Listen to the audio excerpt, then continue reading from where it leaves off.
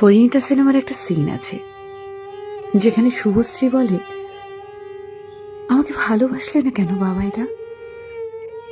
আমাকে ভালোবাসলে জীবনটা তো অন্যরকম হতে পারত।